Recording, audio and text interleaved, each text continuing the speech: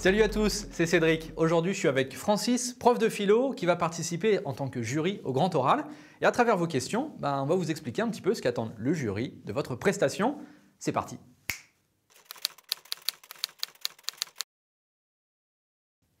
Après le premier temps de l'épreuve où tu vas parler seul, sans être interrompu et sans notes, il y aura 2 moments d'échange avec le jury. Oui, alors d'abord 10 minutes sur la question que tu viens de nous présenter, et ensuite 5 minutes sur le lien entre cette question et ton projet d'orientation. Pendant le premier temps, nous allons poser des questions te permettant de nous en dire un peu plus, d'approfondir ton propos ou de rectifier ton propos si besoin.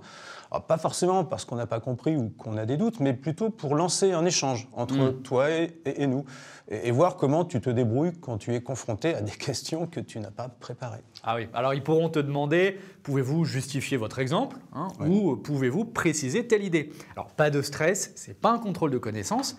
Mais le jury peut quand même faire le lien entre la question traitée et telle ou telle partie du programme de première ou de terminale. Ah oui, d'où l'intérêt de bien bosser tes cours toute l'année.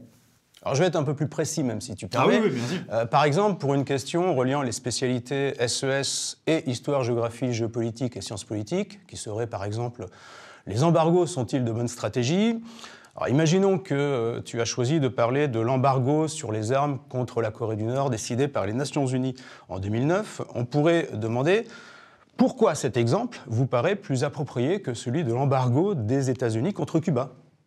Et là, à toi de trouver les arguments pour répondre à cette question, en te basant sur tes cours vus dans l'année et aussi tes connaissances personnelles. Alors, ou encore, quelle différence faites-vous entre un embargo et un blocus? Là, tu peux t'appuyer sur les définitions que tu auras préparées pour étayer ta réponse. Allez, je te donne un autre exemple. Ah ouais, t'es trop généreux, Francis. Non, mais ça me fait plaisir. Ouais, c'est sympa. Pour une question qui serait « Que signifie libre » en physique, on peut te demander « Quelle distinction faites-vous entre la liberté d'un corps inerte et la liberté d'un corps vivant ?» C'est vrai ça. C'est quoi la distinction entre les deux finalement? Ça, c'est une très bonne question, ça. Ouais. Pas la réponse.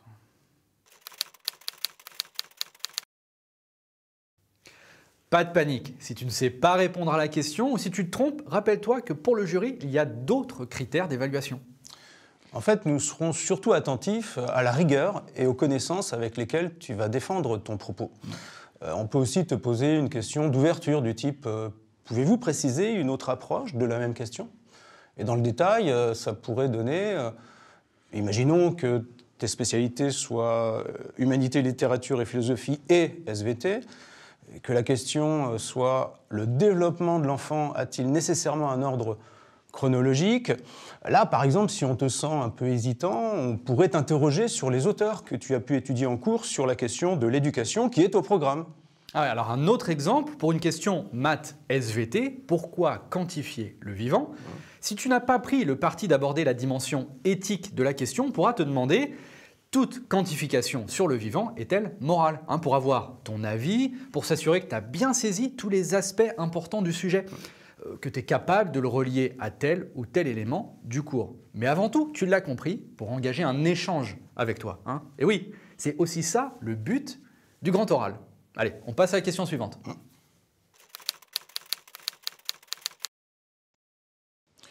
Oui, bien sûr, on pourra te poser des questions classiques comme « Comment avez-vous fait vos recherches ?» ou encore « Quel intérêt vous a guidé dans le choix de votre question ?» N'hésite pas ici à nous expliquer quelles ont été tes interrogations, ce qui t'a guidé, ce que tu as appris dans ces recherches. Si tu as eu des doutes aussi, oui, c'est ça aussi qui nous intéresse. Bien sûr, oui. Tu peux expliquer ton calendrier tout au long de l'année, comment tu t'es organisé, comment tu as répété ton intervention? Les démarches aussi faites pour préparer la présentation, qui sont tout aussi intéressantes que la présentation elle-même. Si tu es allé rencontrer un professionnel, si tu as fait un stage dont tu t'es servi, ça tu peux le dire.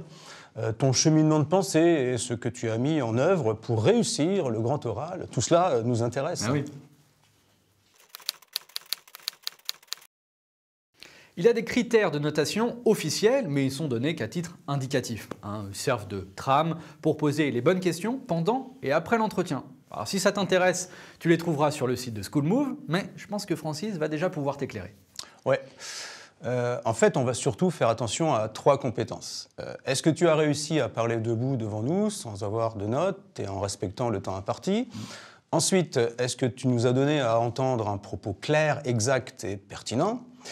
Et enfin, est-ce que tu as pu être en interaction avec nous ? Autrement dit, est-ce qu'on a pu avoir un échange simple et intéressant ?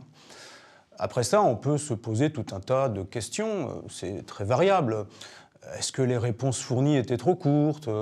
Est-ce que le propos était suffisamment développé ? Oui, on peut aussi se demander, est-ce qu'il y avait une pointe d'humour, enfin, bien placée, évidemment, ou est-ce que le candidat était à l'aise ? Ou encore, est-ce qu'il a été chercher un sujet pas trop bateau ? Oui, et on va s'interroger enfin sur le fond de ton propos. Est-ce que l'élève a compris la consigne générale du grand oral ? Est-ce qu'il a fait suffisamment de recherche pour nous présenter un sujet construit, fourni et pertinent ?